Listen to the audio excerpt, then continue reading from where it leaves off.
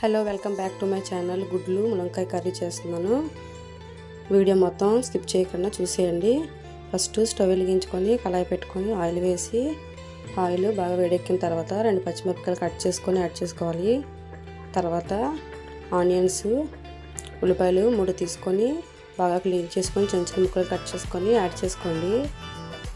లైట్గా ఫ్రై చేసుకోండి. ఆనియన్స్ అన్నీ కూడా లైట్గా గోల్డ్ కలర్ వచ్చినంత వరకు ఫ్రై చేసుకోవాలి.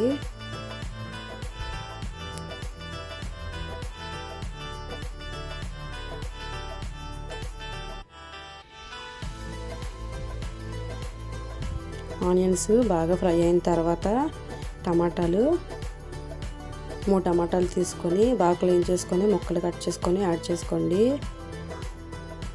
ఈ టమాటాలకు అంతా కూడా బాగా మగ్గాలి.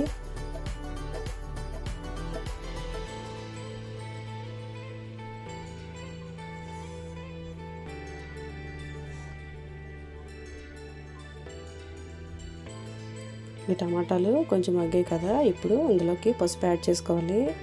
మన రుచికి తగినంత సాల్ట్ యాడ్ చేసుకోండి. తర్వాత 2 టేబుల్ స్పూన్ల కారం కూడా యాడ్ చేసుకొని బాగా మిక్స్ చేసుకుంటూ ఫ్రై చేసుకోవాలి. ఈ కర్రీలోకి అయితే ఇంకే మసాలాలు కూడా మనం యాడ్ చేసుకోవక్కర్లేదు. పసుపు ఉప్పు కారం వేసుకుంటే చాలు.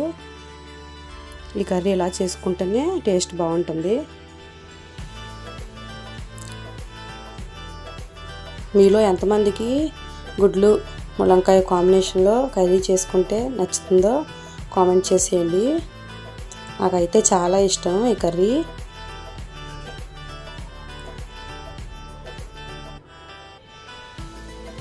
ఉల్లిపాయలు టమాటాలు కూడా బాగా మగ్గించుకోవాలి. చిన్న మంట పెట్టుకొని బాగా మగ్గించుకోవాలి. ఇప్పుడు మెయిన్ ఇంగ్రీడియంట్ మునక్కాయలు.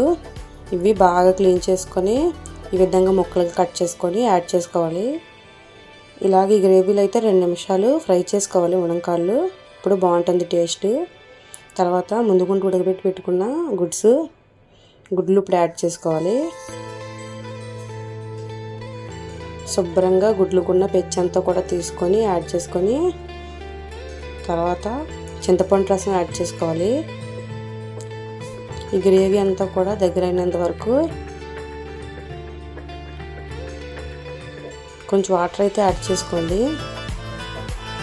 గ్రేవీ అంతా కూడా మునిగినంత వరకు వాటర్ యాడ్ చేసుకొని బాగా మిక్స్ చేసుకుంటూ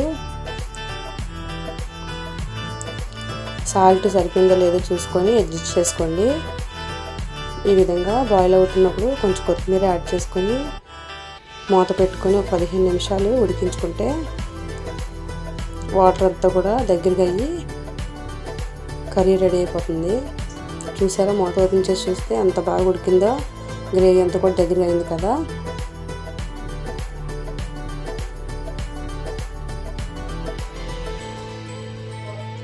వీడియోలోని చూపిస్తున్న విధంగా గ్రేవీ అయితే ఈ కన్సిస్టెన్సీలో వచ్చిన తర్వాత స్టవ్ ఆఫ్ చేసుకొని వేడి రైస్లోని గ్రేవీ వేసుకొని గుడ్లు కర్రీ వేసుకొని తింటే చాలా ఎక్సలెంట్గా ఉంది. ఈ విధంగా ట్రై చేసి చూడండి.